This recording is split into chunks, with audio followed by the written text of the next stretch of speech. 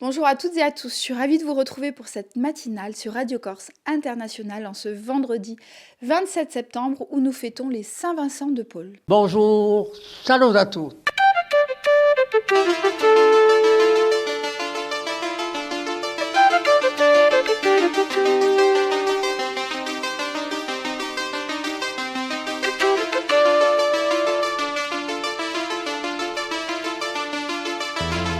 All'ascolto di Radio Corsica Internazionale, prima Radio Corse. Et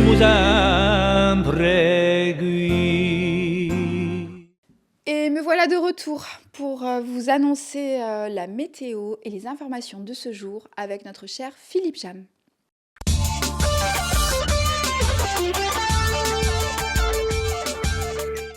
Bonjour Elisa, bonjour à toutes, bonjour à tous. Les éclaircies vont prédominer à l'est aujourd'hui alors que le temps sera un peu plus nuageux en tout début de journée sur l'ouest de l'île. Mais en journée, le soleil va retrouver toute la Corse. Le vent d'ouest va souffler assez fort aux extrémités de l'île ainsi qu'en montagne le long de la façade occidentale avec des rafales atteignant jusqu'à 75 km/h. Les maximales de ce vendredi, 23 à 29 degrés. Et puis si vous le voulez bien Elisa, un petit coup d'œil sur le week-end. Samedi, des nuages en début de journée avec même quelques gouttes d'eau. Puis les éclaircies vont reprendre le dessus avec un fort vent d'ouest sur la façade occidentale en montagne et aux extrémités. Les rafales vont atteindre jusqu'à 85 km/h.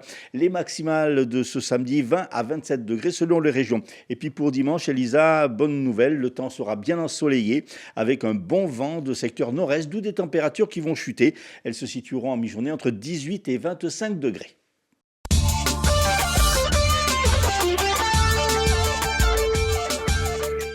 Le conducteur d'un poids lourd a été sérieusement blessé dans un accident de la circulation hier entre Petreto Bichisano et Casalabriva.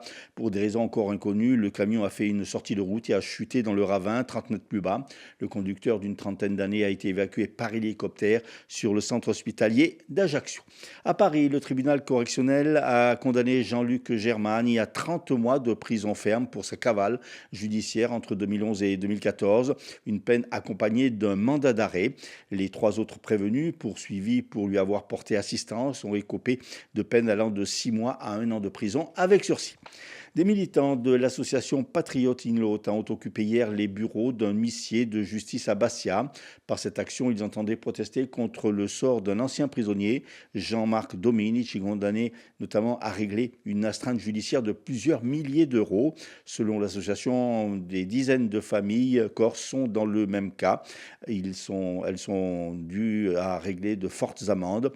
Aussi, l'association demande-t-elle à tous les huissiers d'exercer leur droit de retrait dans le cas de recouvrement des condamnations des anciens prisonniers. Un appel a également été lancé aux élus de l'Assemblée de Corse de prendre le dossier en main. Politique, hier soir, lors du conseil municipal de la ville de Bastia, Didier Grassi a été élu nouvel adjoint au maire, délégué aux finances, succédant ainsi à Jean-Joseph Massoni, décédé en août dernier. Après la Haute-Corse, hier, les restrictions d'usage de l'eau ont été totalement levées en Corse du Sud. Le comité des ressources en eau du département a en effet acté un retour à une situation normale après les pluies de ces derniers jours. Il y aura du football ce soir avec la 7e journée de Ligue 2. Le Sporting Club de Bastia accueille à partir de 20h Annecy. Dans le même temps, l'AC Ajaccio jouera à Lorient. Et puis un mot de culture pour clore ce dernier journal de la semaine. Ce soir s'ouvre la 42e édition d'Artemar à Bastia. Les organisateurs de ce festival du cinéma et des cultures méditerranéennes ont élaboré un copieux programme jusqu'au 12 octobre avec une quarantaine de films, des expositions, des conférences sur le thème de Quoi de neuf, docteur. En ouverture ce vendredi soir à l'Albor, le film Le Mohican de Frédéric Farucci, suivi d'un concert de la Camerata Figarella. Et puis si vous êtes passionné de modélisme ou tout simplement curieux de voir de superbes maquettes, rendez-vous à partir d'aujourd'hui et durant tout le week-end de 9h à 18h au Salon du modélisme et de la maquette qui se tient à la salle des fêtes de Borgo.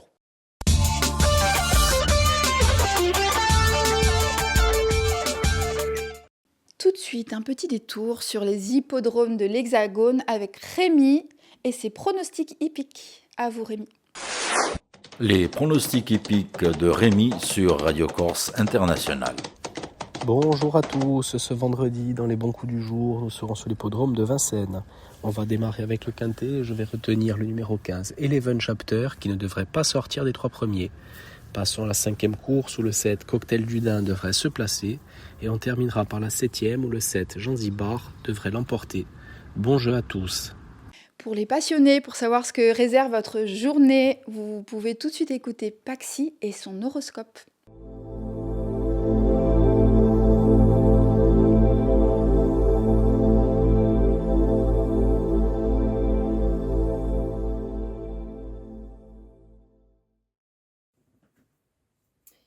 Et bonjour à tous, on se retrouve pour ce vendredi, voir un petit peu ce que l'on a à vous dire.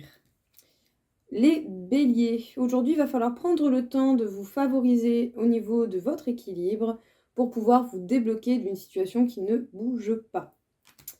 Les taureaux, vous pourriez avoir des idées très fructueuses et qui pourraient vous rapporter gros. Les gémeaux, faites preuve de patience, vos avancements vont arriver, vos efforts vont payer. Les cancers, vous pourriez avoir des choix compliqués à faire qui vont vous donner une sensation de trahison, peut-être par rapport à une situation, mais un choix est nécessaire, même si ce n'est pas ce que vous souhaitez.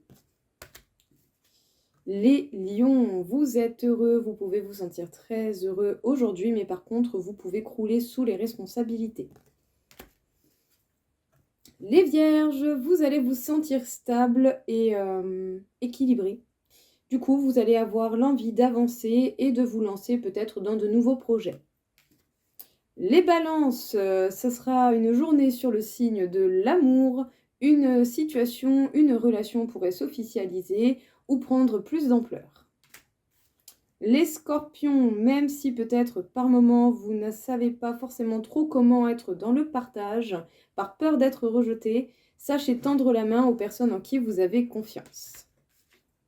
Les sagittaires, certaines vérités, certaines discussions vont vous donner de quoi réfléchir. Les capricornes, vous allez prendre de nouvelles directions, même voir faire de nouveaux choix, même si cela vous fait grandement peur. Les verseaux, il faut savoir laisser certaines choses au passé pour faire plus de place dans votre présent et arriver à l'aboutissement que vous souhaitez. Et enfin, les poissons, faites les choses étape par étape en essayant de rester équilibré au niveau professionnel et vie personnelle pour pouvoir être efficace, pragmatique et que justement vos efforts ne soient pas vains, tout simplement. Restez dans l'équilibre. Voilà tout le monde, je vous souhaite à tous une très belle journée et je vous dis à très vite.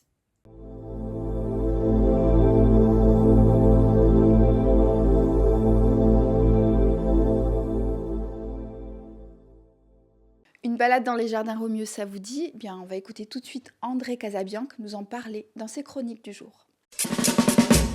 Je dis ça, je dis rien. C'est la séquence d'André Casabianca. Figurez-vous que j'ai rendez-vous avec un arbre. Un arbre, mais pas n'importe lequel. Un arbre emblématique, majestueux, 25 mètres de hauteur, au-dessus du jardin Romieux qui domine le Vieux-Port. Et donc un matin, je me suis baladé là-bas, mais il y avait un attroupement terrible. Il y avait les pompiers, il y avait les urgences de l'hôpital, il y avait les mairies successives, les adjoints, tout le monde était là à son secours, à son chevet. Je ne sais pas pourquoi j'ai pensé à la chanson de Charles Aznavour, Elle veut mourir la maman, mais c'était pas ça. Donc en fin de compte, il y a un petit problème et même un gros problème puisque l'arbre est en train, cet arbre magnifique, ce pin parasol qui domine vraiment le jardin Romieux et tout Bastia et qui est quand même vraiment l'emblème de Bastia. Il va disparaître, figurez-vous. Comment ? Oui, il va disparaître. Ils vont l'abattre parce qu'il est très, très, très malade. On découvre ça comme ça, d'un coup, on se dit, tiens, il n'a pas l'air bien portant. Ça dure depuis des années et des années, mais le fait de maltraiter vraiment ce qui est un symbole de Bastia, c'est pas possible. C'est une histoire, on ne peut pas la raconter. Nous aurions honte.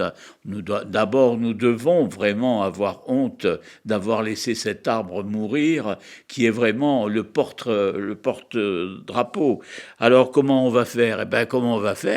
Le jardin Romieux est fermé, on ne peut pas y accéder.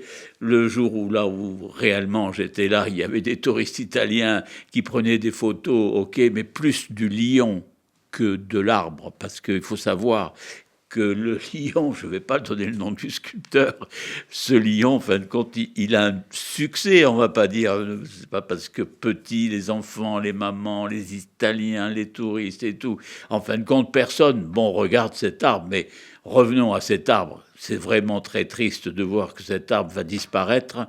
Donc maintenant, ils sont obligés de l'atteler pour pas qu'il tombe. Ce n'est pas forcément la mairie actuelle, parce que ça dure depuis longtemps. Ce manque de surveillance, ce manque de respect, c'est quand même très, très, très inquiétant. Alors, je voulais vous lire un petit passage d'un texte et qui est vraiment remarquable, mais pour pas que nous désespérions complètement. Voilà. Quand un arbre est abattu, il ne meurt pas complètement. Les arbres proches de la forêt peuvent l'aider à survivre en lui envoyant des nutriments à travers ses racines, reliées par des souterrains. Ainsi, la forêt agit comme un organisme collectif où les arbres se soutiennent mutuellement pour survivre. Ne désespérons pas, mais quand même, marquons un cri de colère, une colère noire, contre ce magnifique, magnifique pin parasol qui, un jour ou l'autre, va disparaître. Tout de suite au micro de Philippe Jam, l'invité du jour, Raoul Locatelli. Notre invité aujourd'hui est Raoul Locatelli, directeur artistique de Paroles Vives, qui donnera donc une manifestation en octobre prochain, du 8 au 11 octobre, très précisément.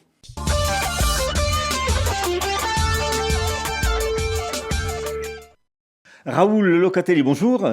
Bonjour. Alors, Paroles Vives revient, donc du 8 au 11 octobre, et ce Paroles Vives aura une saveur particulière puisqu'il sera consacré au centenaire de la mort de Franz Kafka.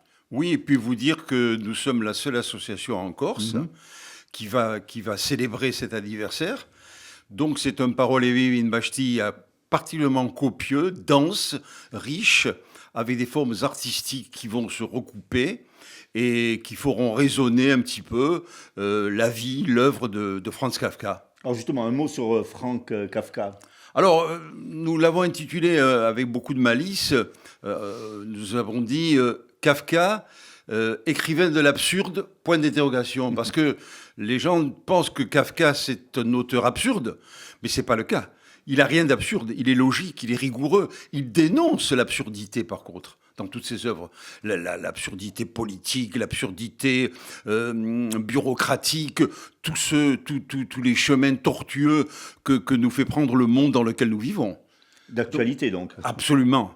Aujourd'hui, Kafka serait le même, je dirais. Il écrirait sur d'autres formes d'absurdité, mais il reste cet auteur très lucide dans sa dénonciation de ce qui se passe. Alors, comment va s'articuler un petit peu cette manifestation ? Écoutez, on a fait ça en 3 thèmes. Kafka au cinéma.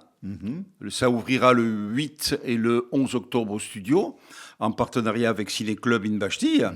Donc, un premier film sur Kafka, dont l'acteur est Jeremy Irons. Donc, c'est sur l'univers de Franz Kafka.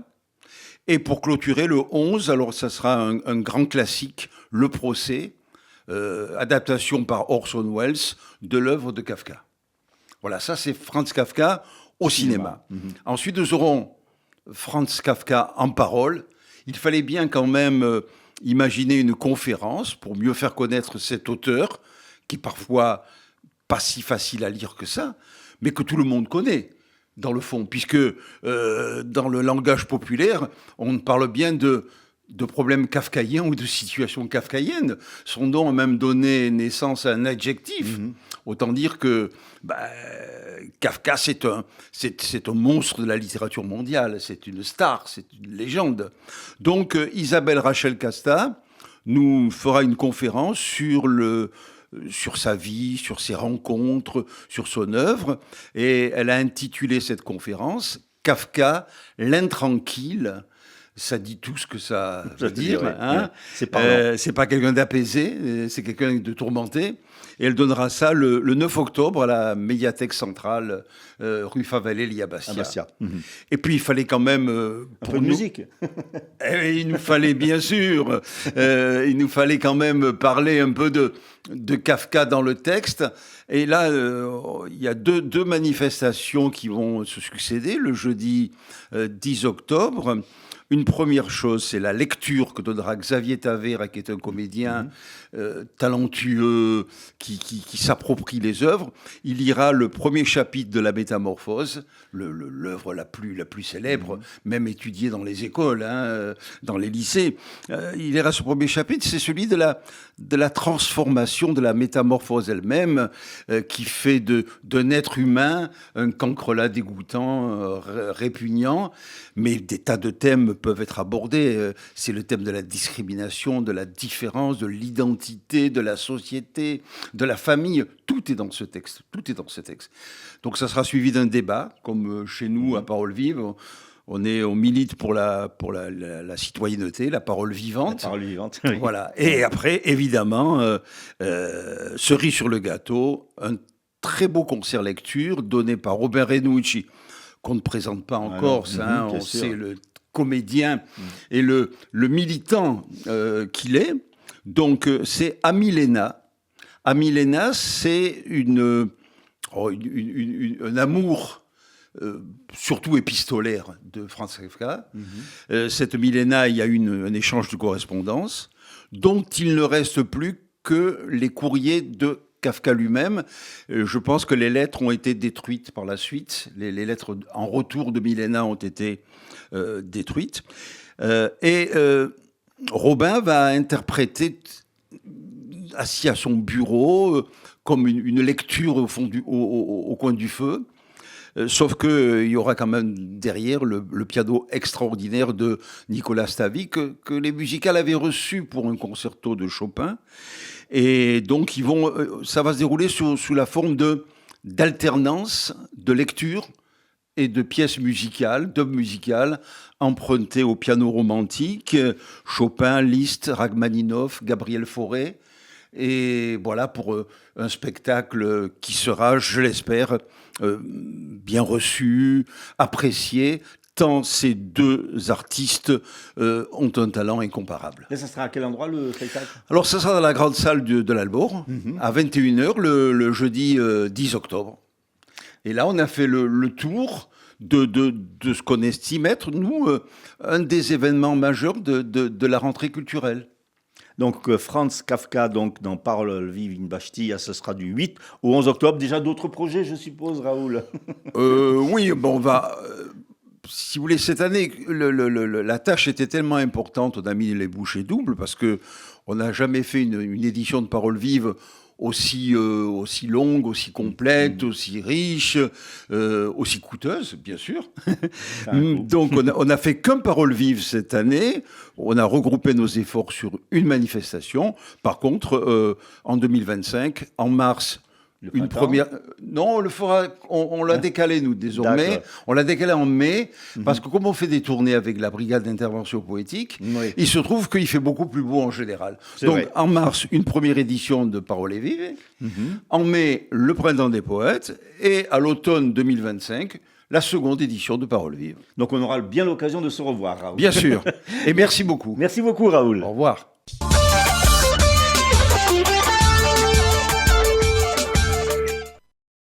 Un retour à point nommé sur les titres de l'information du jour avec Philippe Jam.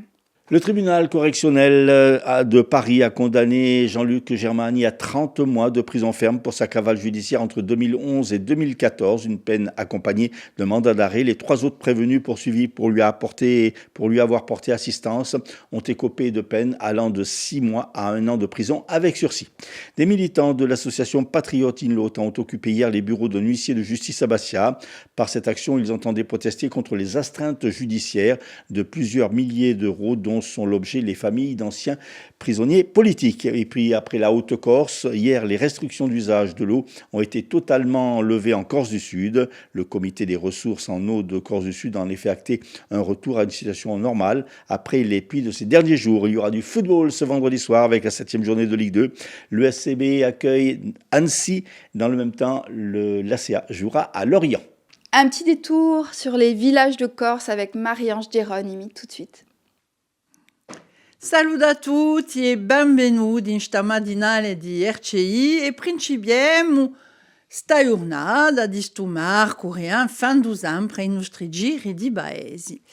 E oggi ci andiamo in un piccolo paese in un circondario che si chiama Alada. Allora sentite qui. Alada, pesci fritti con la iada, che deve essere uno. In Alada ci morse a vada. Allora non capisco mica perché, dunque se così dell'Alada e chi ci vuole insegna perché chi si dice che in Alada c'è morta a vada, dite di lavoro. O allora d'Alada si dice di noi, è come zia Maria d'Alada è morta e dopo è risuscitata. Dunque, questo è un mistero. Ma parliamo appena di sto paese Alada. È d'ore di Montinchi. Non so se voi conoscete, è d'ore di Montinchi. Oggi è in ruina so all'origine di un paese d'Alada, fondato da Zuzzone dell'Isa, discendente di abbondante famiglia di Gonti e Ginarca. Da difendersi contro i signori di Loredo che si erano di a Castello i Gozzi, Zuzzone dell'Isa ha fatto costruire nella seconda metà del XIV secolo ed ora di Monticchi. Un paese che è nato all'intorno di Diedore portava un nome di Pudeus Zuzzoni, né? Dunque, dopo Pozzo i Zuzzoni, dopo torna Pozzo del Borgo e infine, in seconda metà del XV secolo, Pozzo di Orgo. Non so se suo nome mi dice qualcosa. Dunque, Diedalada, anche l'era originario, secondo la tradizione, un terribile bestione che tomba violo colpevole di tradimento. Il zidello aveva prima ricusato di balizzare in duello si piattava un disertore francese, ma 5 belle bezze d'oro, 5 luigi d'oro l'hanno convinto e il disertore fu arrestato.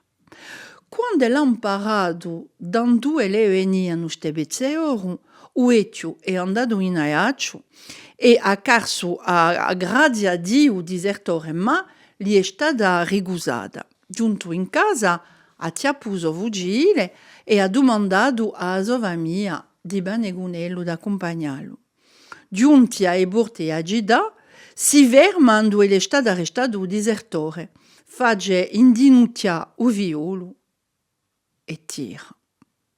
Li lampa e bezze oro così non ta salma il violo, lampa i soli e dice ecco Tenilo du u brezzo di udo grimine.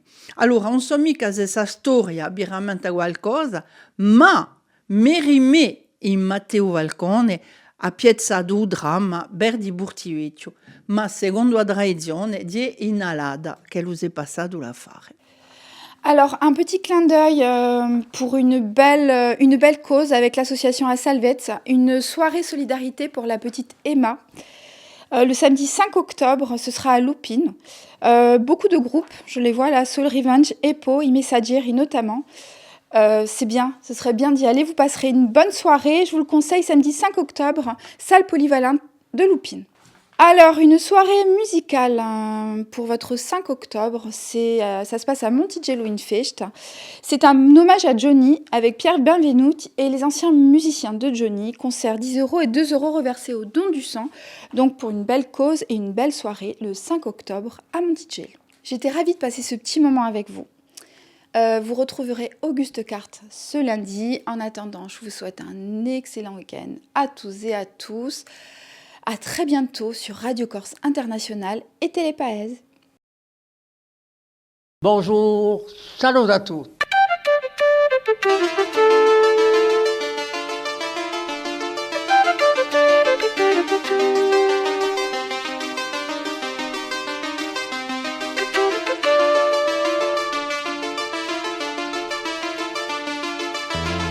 All'ascolto di Radio Corsica Internazionale, prima Radio Corsica. Siamo sempre qui.